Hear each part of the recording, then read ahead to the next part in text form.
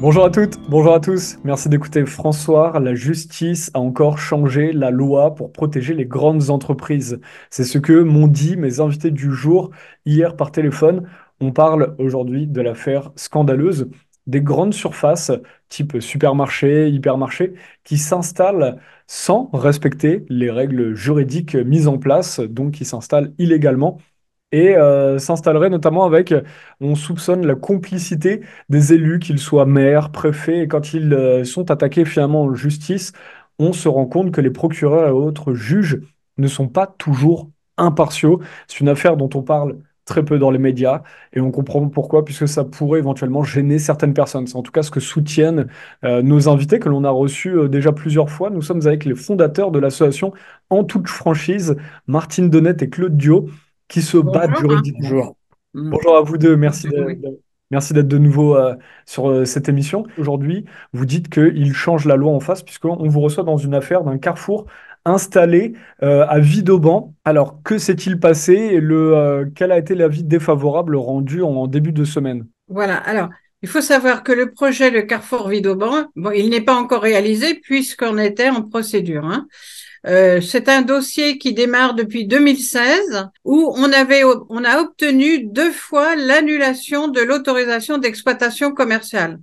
Et malgré les refus, ils ont fini par avoir une autorisation en 2020 et ils ont obtenu un permis de construire. Donc nous, on a attaqué à la fois le dossier commercial et le dossier d'urbanisme. On a dénoncé de nombreuses irrégularités par rapport au non-respect du plan local d'urbanisme, hein, au niveau de la hauteur, de la zone et tout ça, on a dénoncé. Donc, la société qui demandait ce projet, pour corriger ces erreurs, a demandé un permis de construire modificatif. Donc là, on parle de Cadiz Immobilier, hein, c'est ça? Voilà, tout à fait. Et Alors, un permis de donc, construire modificatif, pour ceux qui ne connaissent pas, ça consiste en quoi? ça consiste à corriger les erreurs que nous dénonçons, nous, dans le dossier. Par exemple, s'ils font 12 mètres, ben, si le plan local d'urbanisme dit que c'est 10 mètres, bon, ils vont rectifier leurs erreurs. Alors là, il faut préciser, donc déjà, j'ai une petite question par rapport à ça, parce qu'il faut rappeler que vous avez vu énormément de manipulations, de corruption que vous dénoncez d'ailleurs dans votre livre 418 milliards. Aujourd'hui, ce permis modificatif, de construire modificatif, veut dire que finalement, ils peuvent y aller sans respecter forcément les règles, et il faut qu'il y ait des citoyens comme vous qui disiez attention. Ce permis de construire est illégal et eux ils font un permis de construire modificatif où ils peuvent finalement s'arranger comme ils veulent. Comment, voilà, ça consiste en quoi? Ce permis de construire modificatif ne respectait pas plus la loi. Il y a eu des modifications, mais il ne respectait pas plus la loi. D'accord. Mais le problème, c'est que quand vous avez attaqué un permis de construire au tribunal administratif et qu'ils vont demander des modifications, ils sont dans l'obligation de communiquer le permis modificatif pendant l'instance. Donc, il y avait une jurisprudence qui disait que le juge ne pouvait garder l'enquête ouverte ou la réouvrir lorsqu'il y avait des éléments nouveaux. Donc, les modifications, c'était des éléments nouveaux. Et là, on voit les juges ont pris une autre position. Ils ont dit, ben non, la procédure, il y avait une clôture d'instruction et les éléments nouveaux que vous apportez, ben, nous ne les prendrons pas en compte. Et la Cour d'appel nous a déboutés.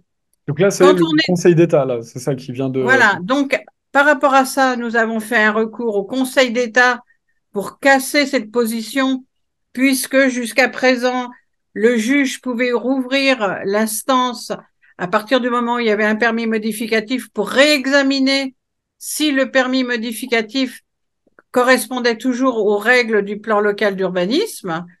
Et là, le Conseil d'État a dit niet, on ne rouvre pas, on n'analyse pas si le permis modificatif est dans la règle. Voilà, c'est comment ça se passe aujourd'hui. Donc, on n'est plus dans la recherche de la vérité, on est comment nous éliminer. comment est-ce que eux justifient-ils ce changement d'avis? Parce qu'il y avait une jurisprudence, ils reviennent dessus. Quelle est leur justification? Eh bien, c'est justement, il n'apporte pas de justificatif puisqu'il n'apporte pas de motivation de cet arrêt. C'est-à-dire qu'on est dans un arrêt, on a deux arrêts précédents, ils se contredisent et on n'a pas de motivation pourquoi ils ont refusé de prendre notre pourvoi au Conseil d'État pour pouvoir faire juger ce nouveau permis ces modifications.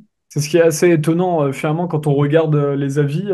Vous m'avez envoyé les résultats de ce procès et il n'y a pas de. Alors, on dit juste, finalement, au vu de telle loi, on revient dessus, mais sans apporter d'éléments. Donc, vous, votre sentiment, quelle est votre première réaction face à ça? Eh bien là, c'est-à-dire que le Conseil d'État n'a même pas jugé, il a rejeté notre pourvoi. Donc ça veut dire on ne sait pas pourquoi ils ont rejeté notre demande d'examiner le permis modificatif du projet Carrefour à Vidauban. Et, et, et donc là, vous avez l'impression. Pardon, oui, monsieur Dio. Non, non, non, c'est bon, c'est bon. Et là, vous avez l'impression qu'il y a presque un parti pris, finalement, dans cette affaire. À partir du moment où les juges ne veulent pas, nous on leur demande pas de faire des faveurs à l'association en toute franchise, Bien nous sûr. on demande qu'ils jugent les irrégularités. Est-ce qu'une société peut violer les règles du plan local d'urbanisme? À ce moment-là, il n'y a plus de loi, on ne sait plus sur quelle base travailler. Donc, c'est-à-dire que demain, on va avoir un dossier et on va être dans la même configuration, ben, on va pas savoir comment on va pouvoir prendre, Orientation, hein. comment on va pouvoir prendre le dossier. Et c'est surtout le drame, c'est pour nos avocats. Ils ne peuvent plus se baser sur des jurisprudences. On peut plus se baser sur la loi, puisque la loi, il la viole. On peut plus se baser sur les règles d'un plan local d'urbanisme parce qu'elle les viole. Et maintenant, on peut même plus se baser sur une jurisprudence. Qu'est-ce qu'on fait? Alors, et donc, pour rappel, pour ceux qui ne connaissent pas ces affaires-là, de ces grandes surfaces qui s'installent illégalement, là, on parle de structures qui vont parfois faire des permis de construire pour 4000 mètres carrés, alors que normalement, ils ont le droit pour seulement 2000 mètres carrés. En fait, c'est ce que vous dénoncez en général. On en a parlé. Je renvoie les lecteurs qui nous écoutent aujourd'hui vers nos précédents entretiens que vous pouvez retrouver soit sur notre nouvelle chaîne YouTube ou sur le site. On parle là d'une concurrence complètement déloyale de ces giga-entreprises face comme Carrefour là pour aujourd'hui. Mais vous aviez gagné, ah oui, il faut rappeler que vous aviez gagné contre. On a gagné deux fois et on a gagné sur le premier permis. On avait annulé le premier permis et ça a été renvoyé devant la cour d'appel et la cour d'appel n'a pas pris le permis modificatif. Si euh, vous voulez, depuis attends. 2016, donc on est en 2024, ça fait 8 ans que le dossier revient, qu'on dénonce toutes les irrégularités. Il modifie au fur et à mesure de ce que nous dénonçons devant le tribunal administratif. Et au dernier moment, quand on ne peut plus juger toutes les irrégularités, voilà comment on nous déboute, voilà comment on nous rejette. Et ce sont des affaires qui prennent, voilà, on parle là de 8 ans de combat juridique, d'investissement de votre part. Et depuis combien de temps est-ce que vous êtes avec l'association en toute franchise? Rappelez-nous. Depuis, eh ben, on a fêté nos 30 ans, là. 30 ans le 1er 30 janvier ans. 2024. Et vous avez énormément de victoires juridiques depuis 30 ans. Et je parle de cela puisque là, quand aujourd'hui vous nous dites qu'il change la loi par rapport à ce carrefour de Vidauban, Interprétation. vous avez dit que dans le passé, pardon, monsieur Dio, Ils changent l'interprétation. change l'interprétation de la loi. L'interprétation, voilà. Et là, Parce quand que vous dites. quand on a rendu à jurisprudence, là, il y en avait deux. Ils ont pris enfin, Ils ont pris la possibilité de bifurquer. voilà, de nous, de nous rejeter. Voilà. Et là, donc, pour que je finisse mon idée, c'est que dans le passé, vous aviez déjà vu ça. Ça n'est pas la première fois que vous voyez, après avoir gagné un ou plusieurs procès, finalement, ils changent la loi. Alors, rappelez, parce qu'on en a déjà parlé longuement, vous et moi, dans d'autres entretiens, mais rappelez rapidement, vous aviez déjà vu ce système où on change, finalement, on interprète la loi comme on veut. Mais écoutez, là, j'ai fait un rapport parce que là, on est avec plusieurs personnes, plusieurs associations. Ouais, on est dans les mêmes difficultés. Donc, c'est pas des difficultés sur l'urbanisme commercial, mais c'est sur le système de la justice. Absolument. Donc, si vous voulez, aujourd'hui, on a 77 codes de justice. 77 codes, c'est pas n'importe quoi quand même. Ça fait combien d'années que les députés et les sénateurs font des débats à l'Assemblée nationale pour faire ces lois, justement. Et aujourd'hui, quand vous arrivez devant, que vous devez demander la justice, eh bien, on voit qu'on n'applique pas les mêmes règles qu'il y a dans les codes et qu'il y a dans les, dans les jurisprudences. Alors, c'est à se demander si aujourd'hui on ne doit pas faire la grève de la justice.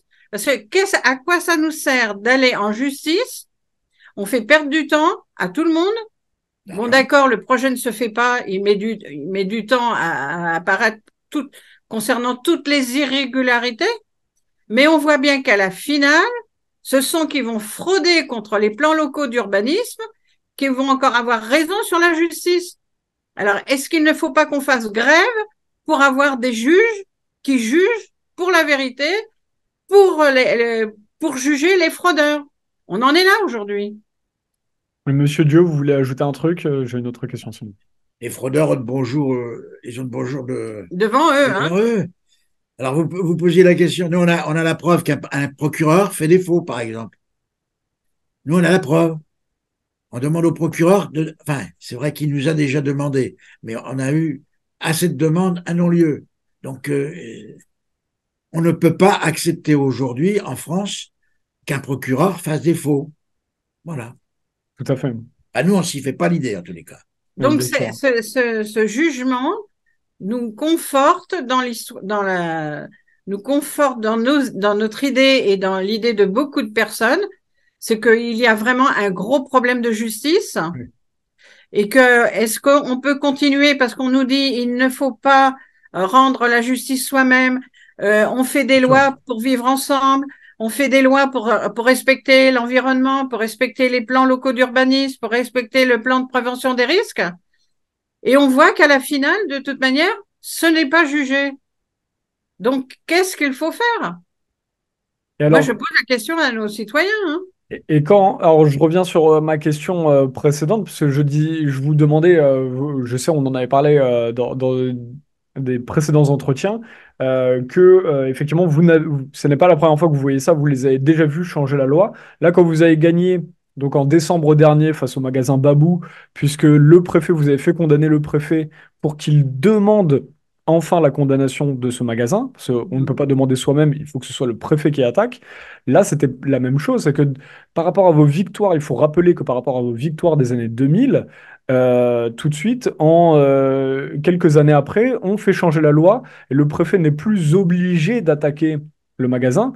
La loi dit qu'il peut. On ne dit pas il doit. Il faut le rappeler aux gens qui n'ont pas vu nos précédents entretiens, c'est important de rappeler cela. C'est-à-dire qu'on joue encore une fois sur les mots.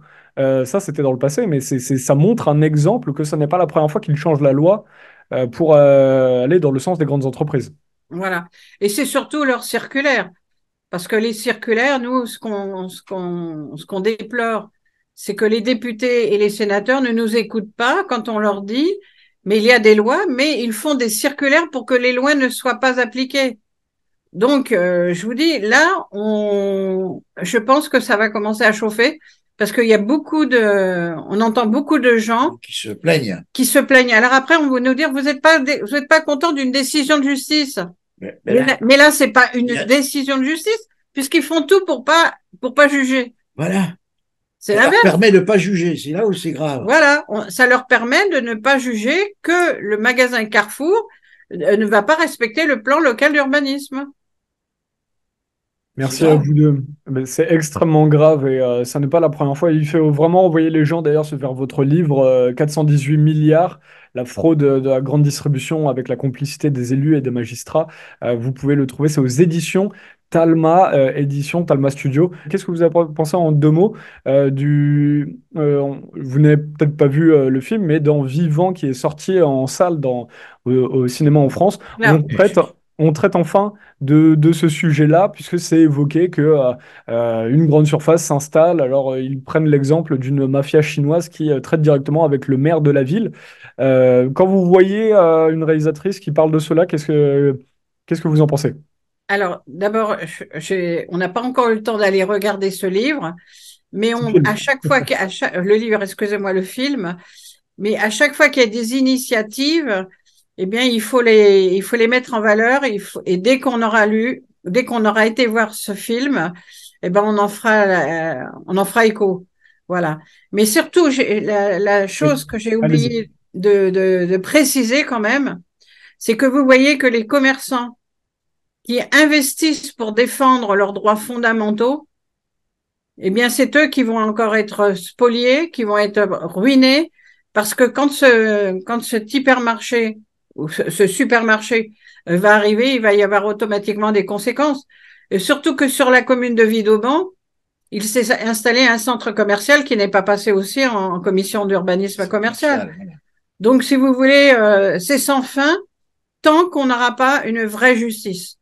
Et c'est ça maintenant. Il faut travailler pour qu'on ait une vraie justice en France. Là, ce que vous dites, c'est que quand finalement ce permis de construire sera accepté et que le carrefour sera créé, finalement, ce sont les petits commerçants de Villeurbanne qui vont Ah ben trinquer comme tout petit. automatiquement. Oui, puisqu'il s'est installé un autre centre commercial.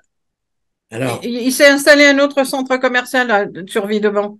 Bien Donc, sûr. si vous voulez, ils ne sont jamais punis puisque il y a tous ces comment c'est les élus, hein, quand même. Hein. ces Je veux dire, l'élu, là, présentement, c'est l'élu qui, quand même. ces façons de faire Mm. et le soutien du gouvernement pour que ça se passe comme ça. Parce que si vraiment il se sentait concerné, ben il ferait que la justice soit rendue. Et d'ailleurs, j'en profite pour réitérer un appel qu'on avait passé. Voilà, à chaque fois qu'on traite de ce sujet-là, on le passe à François parce que c'est important pour nous de parler de cette thématique. On ne comprend pas d'ailleurs pourquoi les journalistes ou les rédactions ne laissent pas leurs journalistes traiter librement ce sujet qui aujourd'hui engendre la destruction d'emplois, la destruction de petites entreprises. Et on en parlait, Monsieur Dio et Madame Donnette nous en parlaient dans le passé. Quand un petit commerçant perd son entreprise, il a honte, alors que finalement, c'est un système qui le met à mal. Et Mm. aujourd'hui, j'aimerais que il n'y ait pas que vous deux qui traitiez de ces sujets-là. Si vous êtes un petit commerçant, que vous avez vu ça, que vous avez perdu votre petite entreprise, n'ayez pas honte. On se rend compte que c'est un système. Vous pouvez nous écrire à rédaction@francoir.fr. Le lien s'affiche en bas de l'écran, rédaction@francoir.fr. Voilà, on vous donnera la parole. C'est extrêmement important de traiter ce sujet-là. Et merci à vous deux encore une fois de vous battre autant pour tout le monde, puisque vous me disiez au début, avant qu'on allume l'enregistrement, quand on s'est dit bonjour, vous me disiez que c'est parfois dur de tenir le coup quand vous êtes les seuls sur autant d'affaires, voilà, avec l'association en toute Et puis franchise. À affronter ce genre de. ce genre de jugement, ça décrédibilise aussi l'action de notre association et ça ne donne pas le moral à nos adhérents qui nous ont soutenus pendant des années. Bien sûr, Voilà. bien sûr. C'est une stratégie, hein. Comme ils éliminent les paysans, hein, ils font la même chose, hein. Wow. C'est le Merci en même tout cas. principe. Ouais. Merci à tous les deux d'être venus une Merci nouvelle fois. beaucoup. Merci. Et on espère vous recevoir pour des bonnes nouvelles la prochaine Oui, fois, oui, oui, oui. mais Oui, on n'a pas dit, mais Babou a fait appel, hein. Si, on en a parlé. Voilà, on en avait parlé par téléphone, mais pas dans l'entretien. Donc oui, On va voilà, réétudier le Babou dossier. a fait appel. Que ce soit. voilà. À très bientôt. Merci à vous deux et Au merci à revoir. tous les lecteurs d'avoir regardé cet entretien. Vous pouvez Merci. regarder les précédents, soit sur notre chaîne YouTube FS Actu Info et sinon sur le site françois.fr. Merci encore à vous tous et à adhérer à l'entreprise en toute franchise si ce n'est pas déjà fait. Merci beaucoup. À Merci de votre bientôt. soutien. Au Au revoir. revoir. Au revoir.